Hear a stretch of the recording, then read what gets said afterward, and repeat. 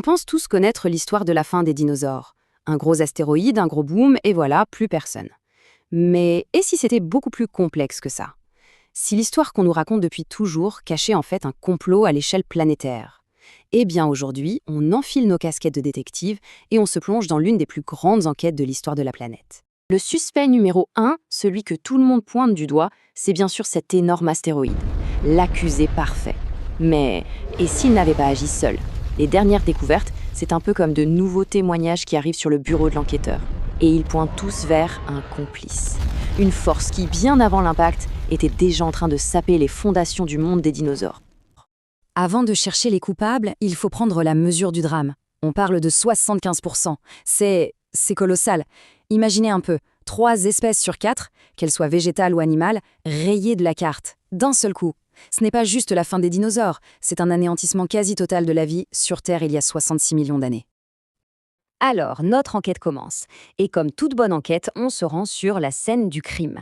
Sauf que là, la scène du crime, c'est la planète entière. Et les indices, eh bien, ils sont sous nos pieds, cachés dans les roches depuis des millions d'années. Il suffit de savoir où regarder. Ok, premier suspect sur le banc des accusés, l'astéroïde. Pendant très longtemps, c'était le coupable idéal. Un tueur venu du ciel, une force de la nature implacable. C'est l'hypothèse qui a tenu la corde pendant des décennies, et pour de bonnes raisons. Et la preuve qui a tout fait basculer, le fameux pistolet fumant, on la doit à une équipe père-fils, Louise et Walter Alvarez. En fouillant des strates géologiques, ils tombent sur un truc complètement fou. Une fine couche d'argile sombre qui marque une rupture nette dans le temps. Et dans cette couche, une concentration anormale d'iridium. L'iridium, c'est super rare sur la croûte terrestre, mais très commun dans les astéroïdes. C'était la signature chimique de l'assassin. À partir de là, le dossier contre l'astéroïde s'épaissit sérieusement. On a 3 preuves en béton. Primo, cette fameuse couche d'iridium, on l'a retrouvée partout sur le globe. La preuve que la poussière de l'impact a fait le tour du monde. Deuxio, on a retrouvé l'arme du crime, le cratère de Chicxulub au Mexique.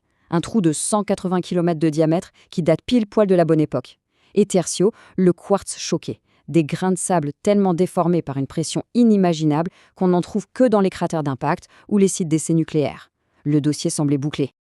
Affaire classée, donc, l'astéroïde est coupable, on passe à autre chose. Eh bien non. Parce que, comme dans tout bon polar, un rebondissement arrive. D'autres indices, plus discrets, commençaient à raconter une autre histoire. Celle d'un complice, un coupable qui venait non pas du ciel, mais des entrailles même de la Terre. On se retrouve donc avec 2 profils de tueurs complètement différents. D'un côté, on a l'impact de l'astéroïde. C'est l'assassinat brutal, instantané. Un cataclysme qui dure quelques minutes, quelques heures, et qui change tout. De l'autre, le volcanisme. C'est l'empoisonneur. Lent, insidieux, qui agit sur des centaines de milliers d'années, affaiblissant sa victime petit à petit. Ce complice, il a un nom. Les Traps du Décan, en Inde. Il faut s'imaginer des éruptions volcaniques à une échelle qu'on a du mal à concevoir. Pas un petit volcan, mais des fissures gigantesques qui crachent de la lave et des gaz pendant des centaines de milliers d'années. Tout ça a balancé des quantités folles de CO2 et de soufre dans l'air. Résultat, le climat devient complètement fou, les pluies sont acides. Bref, la planète était déjà malade. Et les fossiles le confirment. La diversité des dinosaures était déjà en chute libre bien avant que l'astéroïde n'arrive. Alors, comment l'impact a-t-il pu achever cette planète déjà mal en point? Ce n'est pas juste une question de gros boom. C'est une cascade, un effet domino absolument implacable qui a tout balayé sur son passage. Imaginez la scène. Étape 1, l'onde de choc thermique. Tout ce qui se trouve à des milliers de kilomètres à la ronde est instantanément vaporisé, déclenchant des incendies de forêt à l'échelle mondiale.